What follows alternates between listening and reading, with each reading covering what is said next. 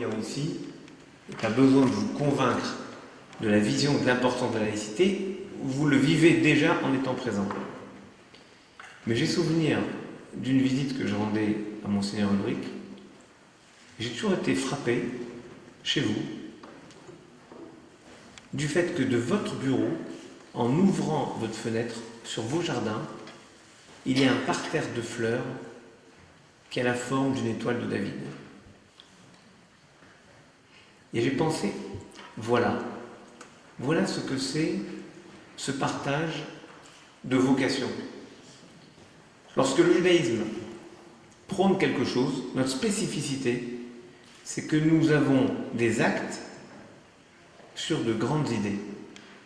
Et la grande idée du christianisme, depuis Vatican II, et n'oublions pas cette date qui s'annonce, cet anniversaire qui s'annonce en 2015, de l'anniversaire de Vatican II, quand Vatican II a permis ensuite qu'un grand pape dise « les Juifs sont nos frères aînés dans la foi », avec votre parterre de fleurs en forme d'étoile de David, vous mettez un acte sur une grande idée. Et il en va de même pour nos frères protestants, et il en va de même pour nos frères musulmans, parce que nous partageons finalement la possibilité de vivre quelque chose ensemble. Et c'est la laïcité qui nous donne à partager cela. Je voudrais vous dire vraiment mon émotion au discours que j'ai entendu juste avant. C'était pas du tout prévu parce que je ne savais pas ce que vous alliez dire. Cher Président, la référence que vous avez faite au grand rabbin Chouchna, qui est mon maître, m'a beaucoup touché. Je me demandais, il est vraiment sympathique ce président. Maintenant je sais pourquoi. Et d'ailleurs, je vais même vous dire, il conduit aussi mal que le grand rabbin Chouchna conduisait. Parce que j'ai roulé derrière lui. C'est catastrophique. Notez. Il conduisait à peu près comme ça. Et puis, le rabbin Dahan a parlé, et c'est vrai, j'ai complètement oublié ce mémoire, c'était mon mémoire de sortie d'études, je travaillais à la Sophresse à l'époque, j'avais envoyé un questionnaire à 200 présidents de communautés pour leur demander quel est le rabbin idéal. Je ne sais pas, mais je suis très heureux que 30 ans après, ils aient pensé que je pouvais peut-être faire l'affaire sur un malentendu. Et c'est peut-être cette idée de la permanence des idées, la permanence des convictions qu'on retrouve. Et voilà pourquoi être accueilli ici dans cette synagogue, à la fois par un nouveau président, mais par Charles Sulman, qui me connaît depuis tellement de temps, lorsque j'étais rabbin à Reims, et qui lui peut attester, comme l'a dit le rabbin Dahan, que j'ai toujours eu une préoccupation évidente, non pas pour les petites communautés, mais pour chacune et chacun qui se bat pour vivre ce qu'il est.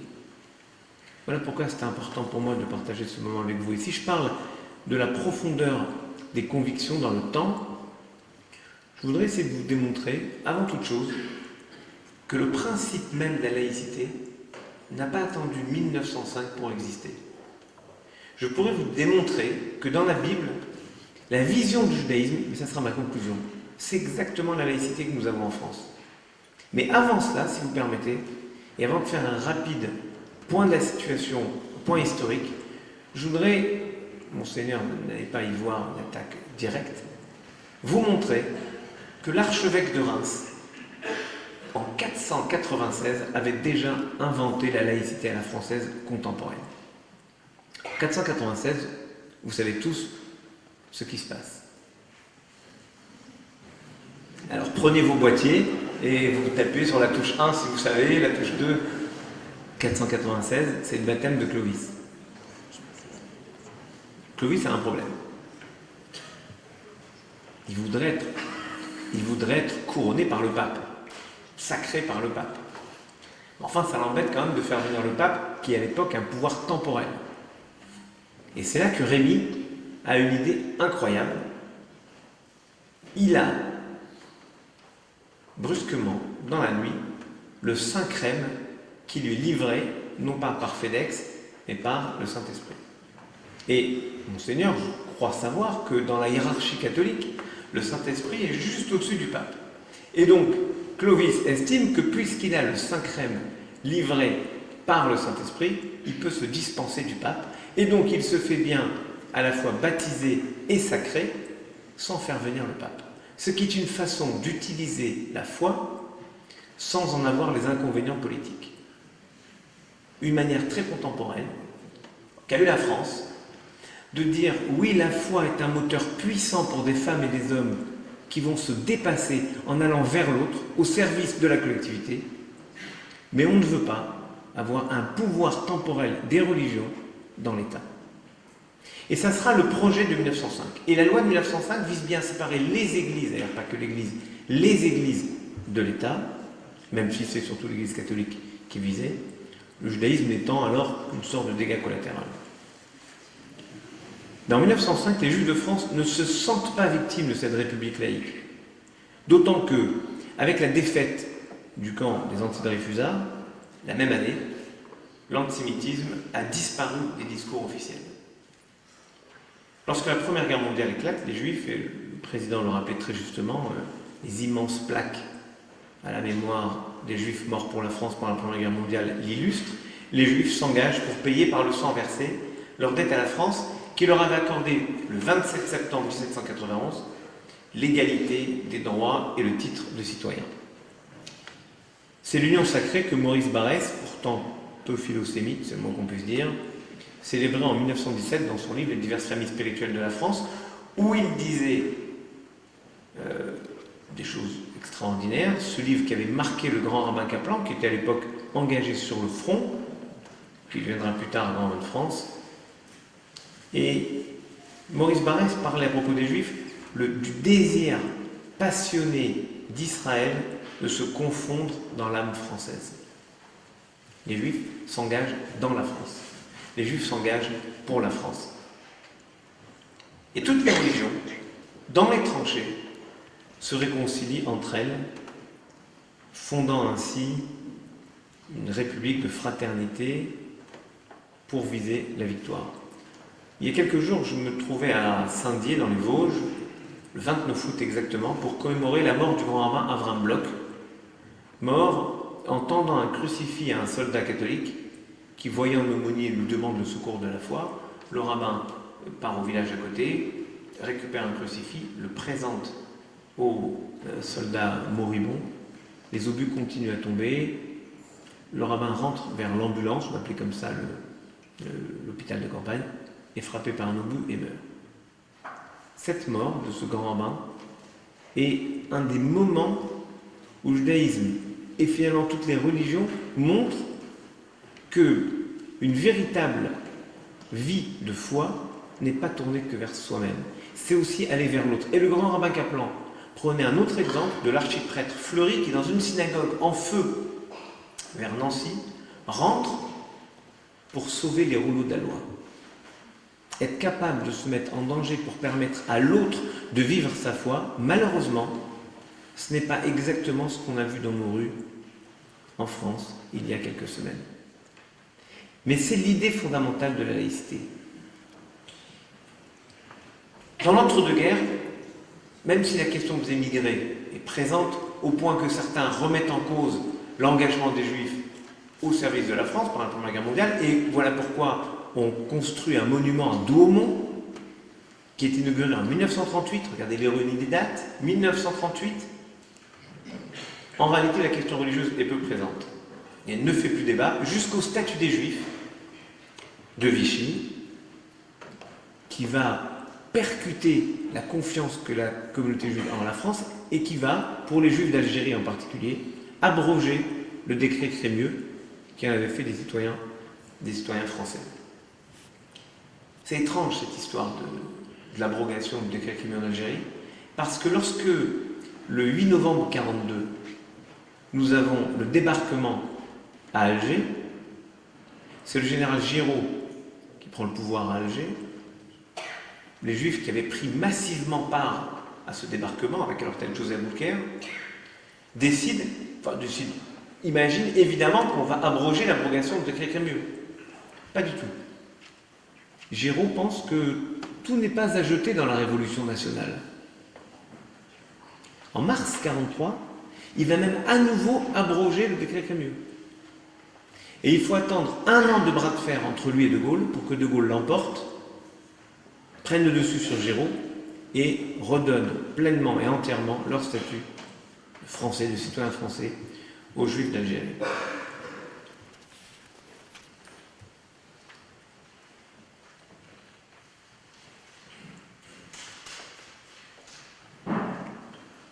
Tout à l'heure, Charles Seulement parlait des rafles poussées par les nazis. C'est vrai et pas complètement vrai.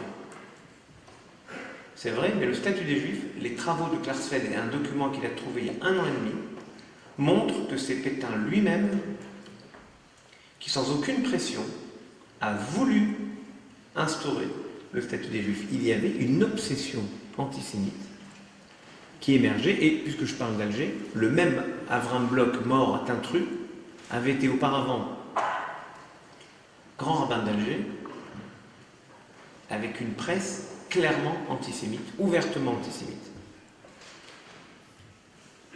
Après la guerre, le secrétaire général du consistoire de Paris fait un discours en mai 1946 incroyable. Écoutez ce qu'il dit.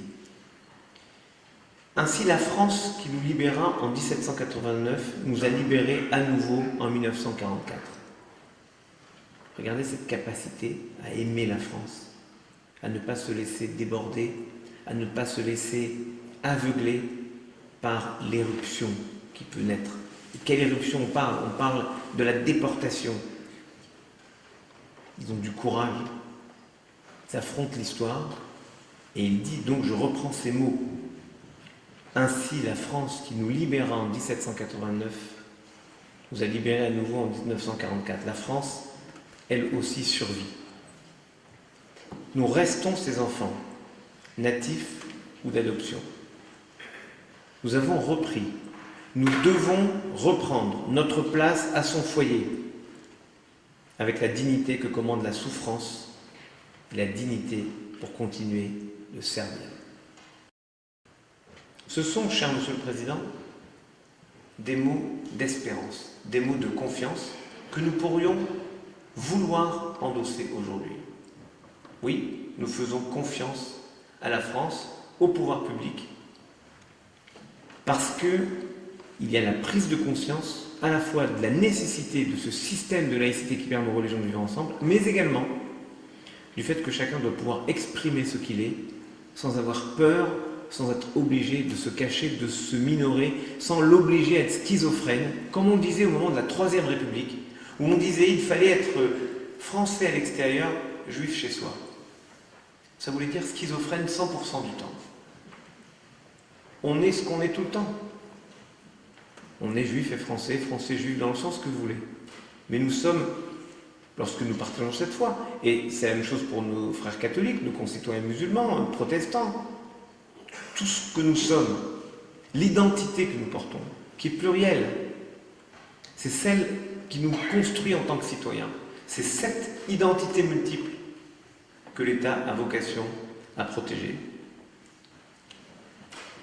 Et la France revient à une laïcité qu'elle n'a jamais formellement perdue d'ailleurs, et la France intègre dans ses lois la liberté religieuse. Et c'est un enjeu majeur. On le sait bien, nous luttons pour, au niveau de l'Europe et au niveau de la loi, pour la liberté de pratique religieuse. Dans la loi, il est fait mention de liberté religieuse, que d'aucuns interprètent comme une liberté de conscience. Mais que serait la conscience religieuse sans la pratique religieuse? En 1963, le calendrier des fêtes légales inclut des fêtes juives, alors que depuis des années, depuis 1953, il y avait des circulaires du ministère de l'Éducation nationale qui accordaient des facilités pour les questions d'examen, les jours de fête, examen le Shabbat, etc. C'est une question ancienne de laïciser les jours de fête, et d'ailleurs, un député en 1905 avait demandé à ce qu'on supprime les jours de fête pour remplacer, par exemple, Noël par la célébration du solstice d'hiver et Pâques par la fête du retour de la floraison de la nature. J'étais stupéfait de voir qu'aujourd'hui, un journaliste de l'AFP m'a posé une question étonnante. Voulez-vous un jour de fête juive chômé dans le calendrier en France? Quelle idée! Est-ce que les musulmans m'a posé la même question. Pour les musulmans, il faudrait mieux voir les musulmans. En tout cas, pour les juifs, je peux vous garantir qu'on ne veut pas que la France s'arrête le jour de Kippour. Et c'est une idée intéressante. La France a une histoire qui est une histoire chrétienne. Que nous soyons dans une république laïque, c'est une immense chance, mais on ne peut pas oublier notre histoire, la profondeur de notre histoire. Que nos fêtes soient basées, que nos fêtes légales soient basées sur des fêtes chrétiennes, certes, mais ce n'est pas pour demander qu'on rajoute, dans une forme non pas d'équité mais d'égalitarisme, des fêtes juives. En tout cas, nous ne l'avons jamais demandé, et que je sache, ni le président du consistoire, ni votre serviteur ne le demandent. On rajoute, certes, dans le calendrier, dans la fête légale connue, des fêtes juives, des fêtes protestantes, des fêtes bouddhistes, des fêtes orthodoxes, des fêtes musulmanes, de manière à informer nos concitoyens. Parce que c'est une société merveilleuse que nous sommes capables de partager des moments, de partager les souhaits de bonheur. Nous sommes alors véritablement des contemporains. Être contemporain, c'est partager le temps. Et c'est merveilleux. Moi, je suis très heureux quand je passe un jour de fête et que le boulanger, les voisins me disent « bonne fête, bonne année ». Quand moi, je vois un musulman au moment de la fête d'El Kébir, je vais lui dire « bonne fête ». À la fin du ramadan, on va lui souhaiter « Safturak s'il faut ». À chacun, on souhaite sa fête. C'est-à-dire qu'à chacun, on souhaite du bonheur. Et c'est ce que le grand Mashouchna m'avait appris. Toutes les occasions sont bonnes, disait-il, pour souhaiter du bonheur à ceux qu'on aime. C'est ça l'idée, de partager le temps. La question des repas cachers dans les prisons, la question des repas cachers à l'armée a toujours été réglée simplement. En réalité, la vraie question de la laïcité, c'est l'opposition entre ceux qui comprennent cette laïcité comme l'absence de toute référence religieuse et ceux qui en font ce qu'elle était au début, la possibilité de vivre librement, sereinement sa foi. Pour le judaïsme, il n'y a aucune opposition, au contraire, entre la laïcité à la française et la foi. Il s'agit pour nous d'ailleurs de défendre cette vision laïque, c'est-à-dire celle qui fait la grandeur de la France. Oui, parce que c'est la grandeur de la France de ne forcer personne à faire un choix entre sa foi et sa citoyenneté. C'est-à-dire la vocation de la France de faire en sorte que nous puissions vivre ensemble, comme ce moment qui nous est donné, comme un écho au psaume 133, qu'il est bon et agréable que les frères résident ensemble.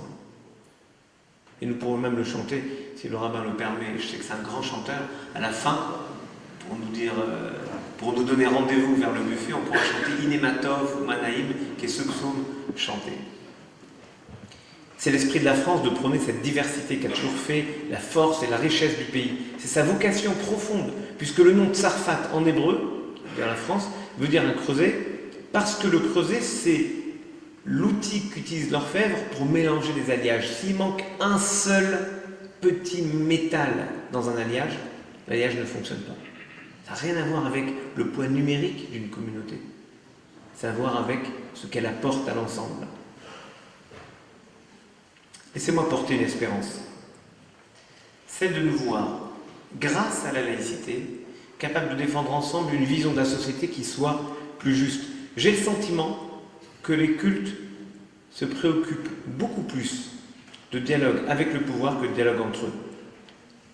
Et je prends notre part de responsabilité. Il faut que nous prenions l'habitude de dialoguer entre nous. Et c'est d'ailleurs ce que j'ai posé comme question au préfet délégué à la sécurité que nous avons rencontré tout à l'heure avec le président des communautés locales, président du comité régional, du consistoire régional. L'État aussi a une vocation à engager, à pousser à ce dialogue des religions. Parce que c'est aussi sa vocation. C'est ça aussi la laïcité. Nous devrions passer en fait d'un temps où, comme beaucoup malheureusement dans la société d'aujourd'hui, on demande ce que l'État peut faire pour nous, à un temps où nous dirions qu'est-ce que nous, les religions, nous pouvons faire pour l'État.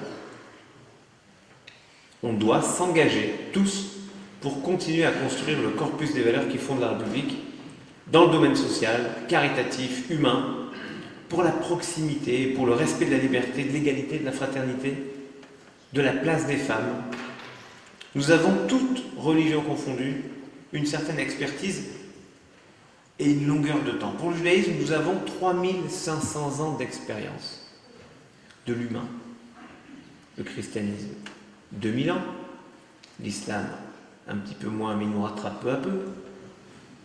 Ça laisse de la marge pour comprendre ce qu'est l'humain.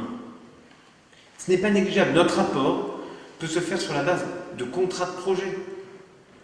Et on voit bien le travail extraordinaire, par exemple, du Secours catholique, qui certes s'appelle catholique, mais secourt tout le monde et fait du bien à la société. Si l'État voulait réellement faire auprès des citoyens dans la difficulté ce que le Secours catholique propose, il faudrait des sommes faramineuses et il n'arriverait pas au même résultat.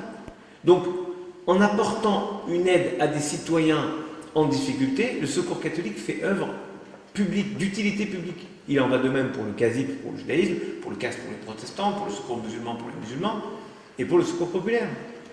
Chacun à sa place doit œuvrer pour améliorer la façon de vivre ensemble. Il ne s'agit pas de rationaliser l'irrationnel, de trouver que uniquement une utilité à la foi, mais toute idée de la foi d'un homme est justement de se situer au-delà du raisonnable, pour approcher la volonté de Dieu. Être un homme qui croit, c'est accepter de ne baisser la tête que devant son Créateur.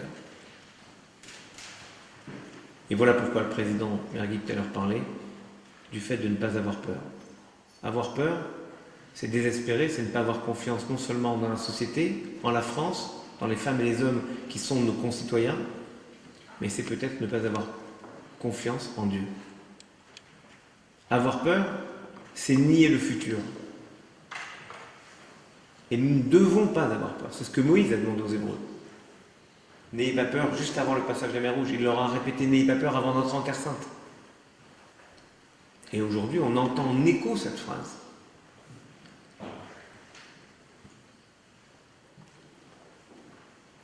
Ce retour du rite présent, et en particulier dans le judaïsme, mais aussi dans l'islam, ce retour du rite qui malheureusement fait défaut à notre société, qui a perdu le sens des rites. Une société qui pourtant cherche des repères. Le rite amène du sens et c'est la clé de notre fidélité à la loi.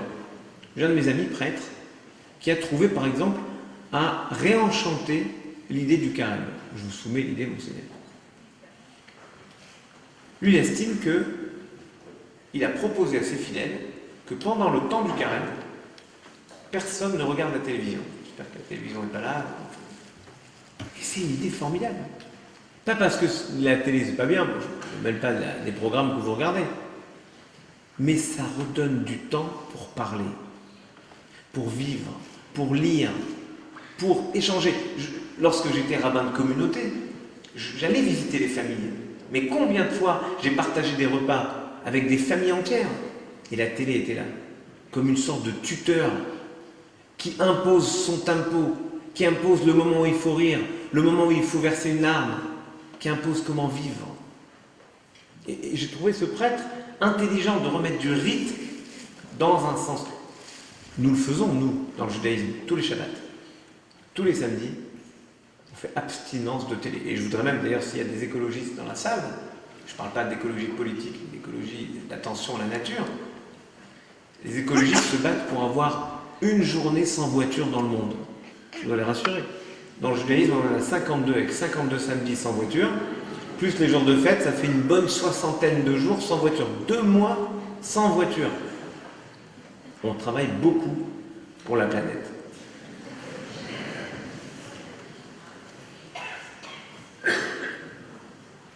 C'est important de réinvestir les rites.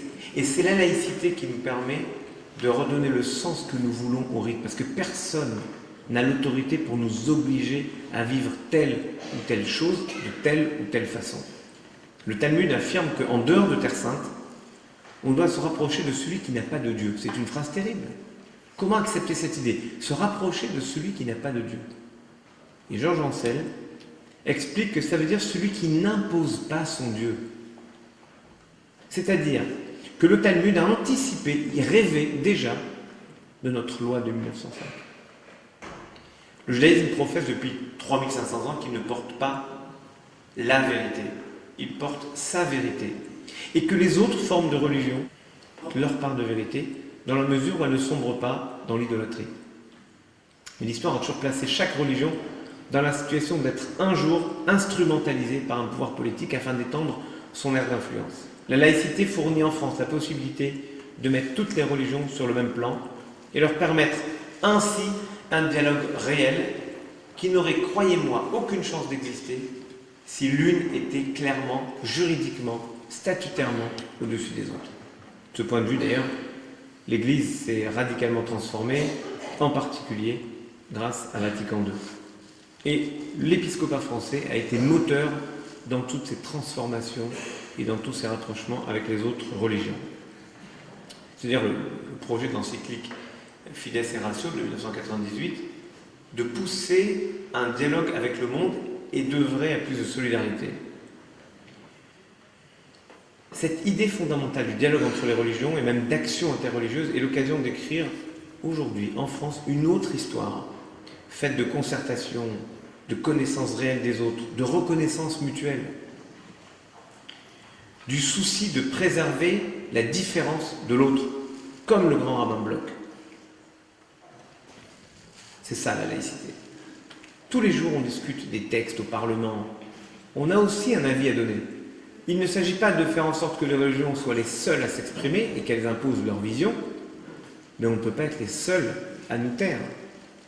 On va aborder des textes sur la fin de vie, on va aborder tant et tant de textes qui touchent à l'homme. Il faut aussi que nous soyons capables de proposer du sens, de proposer ce que nous savons faire, ce que nous connaissons, l'homme, l'humain.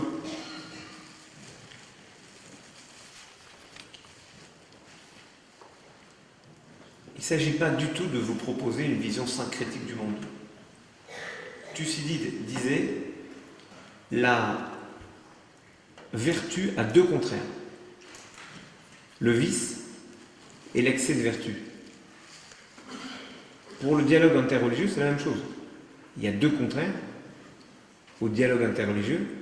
L'absence de dialogue, très dangereux. Et le syncrétisme, où tout se vaudrait, encore plus dangereux. Parce que si tout se vaut, alors jetons tout.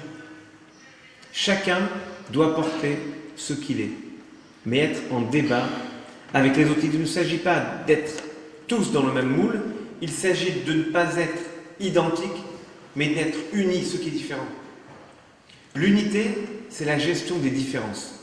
L'uniformisation, c'est une forme de fascisme intellectuel. Lorsque les hommes construisent la tour de Babel, regardez le texte de la Genèse. « Et ce fut sur la terre une même langue, une même parole. » Les textes de la Bible nous disent bien que les hommes parlaient tous la même langue. On dirait aujourd'hui que c'était la pensée unique. Et Dieu, lorsqu'il voit les hommes construire cette tour, mélange leurs langues et les disperse à la surface de la terre. Pourquoi il mélange leurs langues? Pourquoi il les disperse à la surface de la terre? Pour leur apprendre à être rassemblés malgré leurs différences. Pour produire de l'unité et non pas de l'uniformité. Oui, il y a des différences entre les hommes, et heureusement, mais ces différences doivent nous rendre curieux l'un de l'autre, ou plutôt nous rendre proches. Je suis proche de l'autre parce qu'il a autant de dignité que moi, et certains croient en Dieu. Et nous tous, nous espérons en l'homme. Je pense que ceux qui croient en Dieu et ceux qui espèrent en l'homme finiront par se rencontrer, ou plutôt, nous finirons par nous retrouver, et c'est finalement le projet divin qui s'accomplit. Lorsque, dans une laïcité bien vécue, l'homme remplace Dieu. Non pas comme d'aucuns ont voulu le faire à une époque relativement récente, non pas pour le supplanter, mais pour porter avec lui la responsabilité de la création. C'est la chance que nous avons en France, avec un trésor qui s'appelle la laïcité, qui nous permet non pas simplement de vivre ensemble, mais d'être en réelle fraternité. On a au fronton des bâtiments publics liberté, égalité, fraternité. Ce mot fraternité, il faut lui donner un sens quotidien. Lorsqu'on rentre à la grande synagogue de Paris, on rentre avec un énorme bandeau, comme celui qui se trouve au-dessus de moi, marqué en français, lorsqu'on entre. Tu aimeras l'Éternel de tout ton cœur, de toute ton âme, de tous tes moyens. C'est la première phrase du schéma. Et lorsqu'on sort, on voit marqué en haut, tu aimeras ton prochain comme toi-même. Et je me suis dit, voilà un programme extraordinaire. On entre dans un lieu de culte pour chercher Dieu. Et si on a compris ce qui s'y passe, ce que nous avons vécu tous ensemble ce soir, on ressort en cherchant l'homme. Voilà le projet que la laïcité nous permet de vivre. Chercher l'homme, c'est bien ce que disait Joseph. Joseph, le fils de Jacob, envoyé par son père pour retrouver ses frères, rencontre un homme et lui dit « Et achai anochi mebakesh » ce sont mes frères que je cherche. C'était la réponse à la phrase terrifiante de Caïn, celle qu'on entend tous les jours dans nos rues. On entend derrière ce silence. Lorsque Caïn tue Abel, Dieu lui demande où est ton frère, il lui répond « Suis-je le gardien de mon frère ?» Je ne suis pas responsable, ça ne me regarde pas. C'est ce qu'avait dit dans la cigale la fourmi, c'est ce que dit la fourmi. C'est pas mon affaire. Je ne suis pas le gardien de mon frère. Il faut plus d'un millénaire pour que Joseph vienne et dise « Et achai anochi mebakesh » ce sont mes frères que je cherche. Voilà mon interprétation du projet de la laïcité. Il ne dépend que de chacune et chacun de nous de lui donner un contenu concret dans nos vies pour transformer réellement nos villes, transformer nos cités, transformer notre société. Voilà un projet formidable pour l'année à venir et je nous souhaite tous de pouvoir le vivre dans la santé, le bonheur, la sérénité partagée. Merci beaucoup.